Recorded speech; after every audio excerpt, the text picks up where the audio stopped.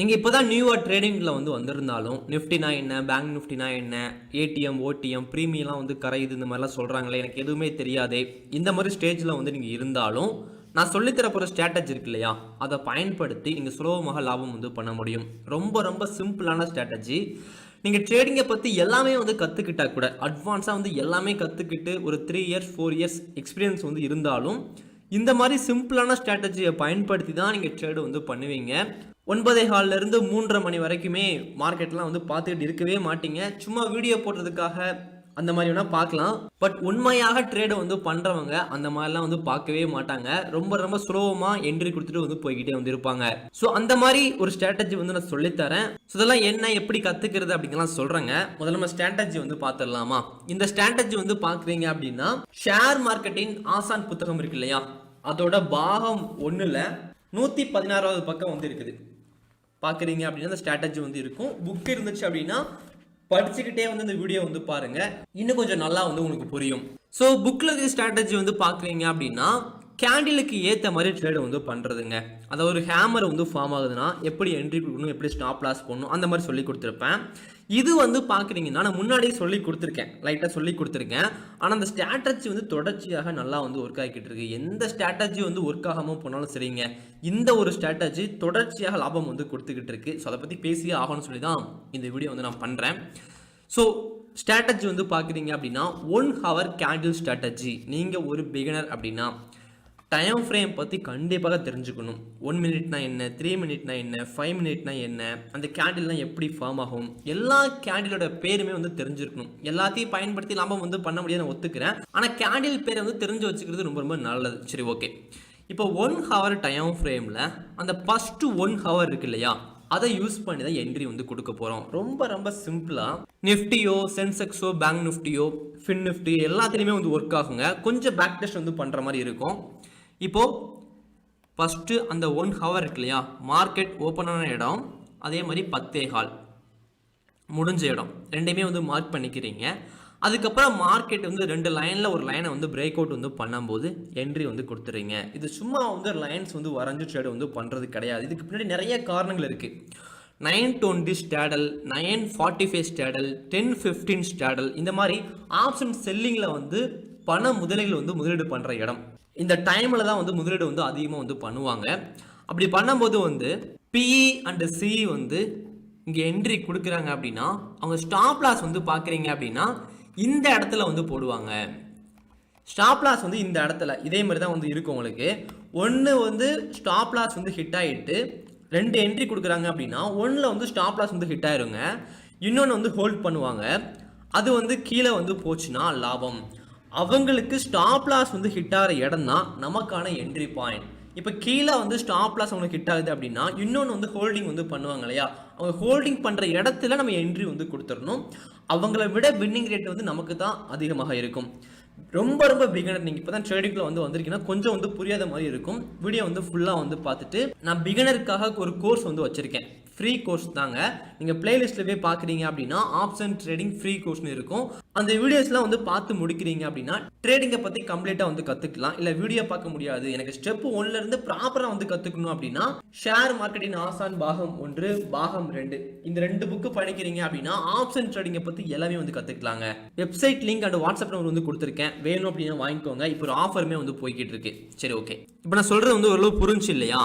Option செல்லிங்னு ஒன்று இருக்குது, அதில் வந்து என்ட்ரி கொடுப்பாங்க. அவங்களோட ஸ்டாப் லாஸ் பாயிண்டில் நம்ம வந்து என்ட்ரி கொடுக்க போகிறோம். இது தாங்க மேட்ரு. ஓகே, இப்போ என்ன பண்ணுறீங்க அப்படின்னா இங்கே என்ட்ரி கொடுக்குறீங்க, பிரேக் அவுட் பண்ணுது இல்லையா, மார்க் பண்ணிட்டீங்க. ப்ரீவியஸ் ஹை ப்ரீவியஸ் லோ வந்து மார்க் பண்ணிட்டீங்க. கீழே தான் வந்து பிரேக் அவுட் வந்து பண்ணியிருக்காங்க. கீழே வந்து என்ட்ரி கொடுக்குறீங்க. ஸ்டாப் லாஸ் வந்து இந்த லைனுக்கு மேலேயே வந்து நீங்கள் போட்டுக்கலாம். ரிஸ்க் மேனேஜ்மெண்ட் வந்து கையில் தாங்க இருக்குது. நீங்கள் ஃபுல்லாக வந்து விட்டாலும் விடலாம். 1:2 1:3 அந்த மாதிரி கூட விடலாம். 1:2 விடுறது ரொம்ப ரொம்ப நல்லது. இங்கே வந்து பார்க்குறீங்க அப்படின்னா டார்கெட் வந்து ஹிட் ஆயிடுச்சு.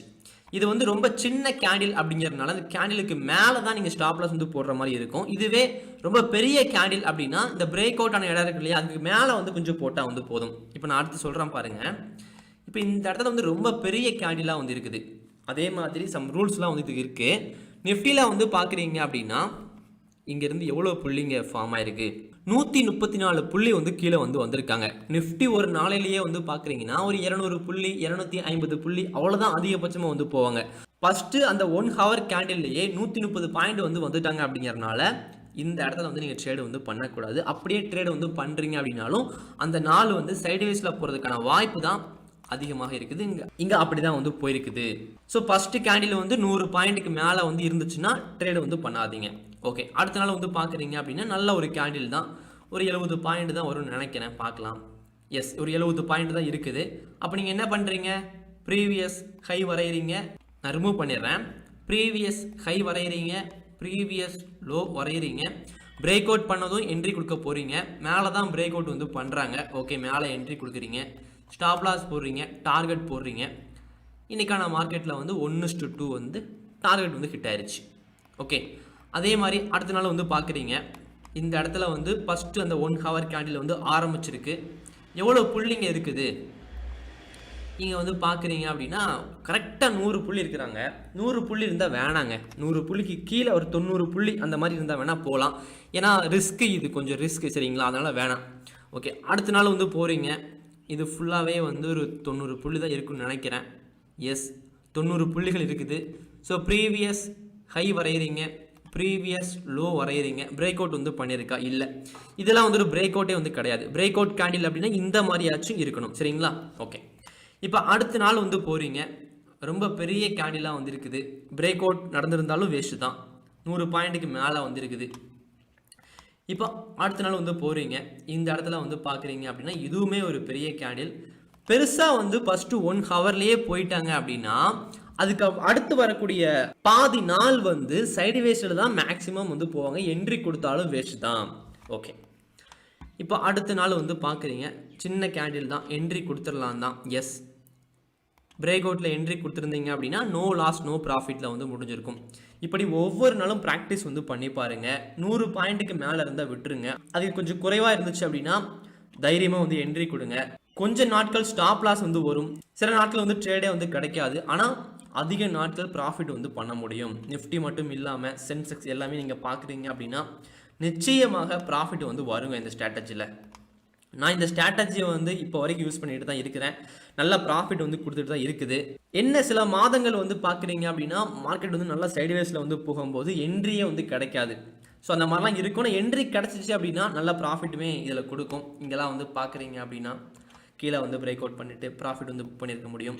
நீங்கள் ஒரு பிகினர் அப்படின்னா எந்த ஒரு ஸ்ட்ராட்டஜியுமே இல்லாமல் சும்மா ஒரு என்ட்ரி கொடுத்து 100 ரூபாய் 200 ரூபாய் ப்ராஃபிட் வந்து புக் பண்ணுறேன், நானும் ஷேர் மார்க்கெட்டில் வந்து பணம் வந்து சம்பாதிக்கிறேன், இந்த மாதிரி இல்லாமல் ஒரு ஸ்ட்ராட்டஜியை கண்டுபிடிச்சிட்டு அந்த ஸ்ட்ராட்டஜிக்கு ஏற்ற மாதிரி ட்ரேடு பண்ணிங்க அப்படின்னா ஓகே, நம்ம லாஸ் பண்ணதுக்கான காரணம் வந்து இதுதான் போல், ஸ்டாப் லாஸ் இன்றைக்கி ஹிட் ஆயிருக்கு, இன்றைக்கி ப்ராஃபிட் வந்து கொடுத்துருக்கு, இப்படி ஒரு அர்த்தம் இருக்கும்.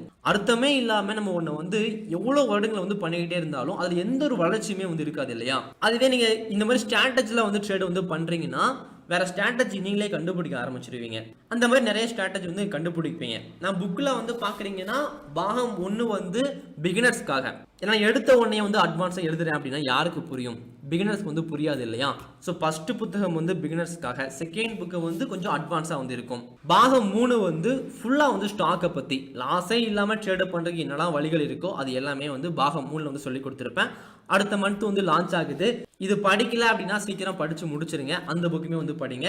இப்போ ஸ்ட்ராட்டஜி வந்து எப்படிங்க ஒர்க் ஆகுது உங்களுக்கு புரிஞ்சிருச்சு இல்லையா, எப்படி ட்ரேடு வந்து பண்ணணும் எல்லாமே புரிஞ்சிருச்சு இல்லையா. இதோட சேர்த்து டிசிப்ளினாகவும் ட்ரேடு வந்து பண்ணுங்க.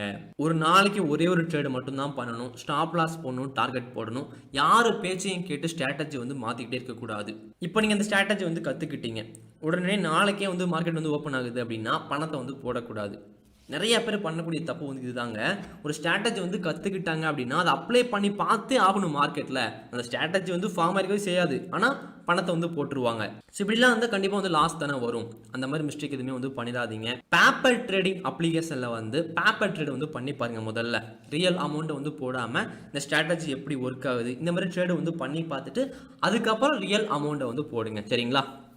அதே மாதிரி ஒரு 10K 20K இருக்குது அப்படின்னா இந்த ஸ்ட்ராட்டஜி வந்து நீங்கள் பயன்படுத்தலாம். ஒரு 2 lakh 3 lakhலாம் வந்து இருக்குது அப்படின்னா நீங்கள் ஆப்ஷன் செல்லிங் பக்கம் வந்து போயிடலாம்.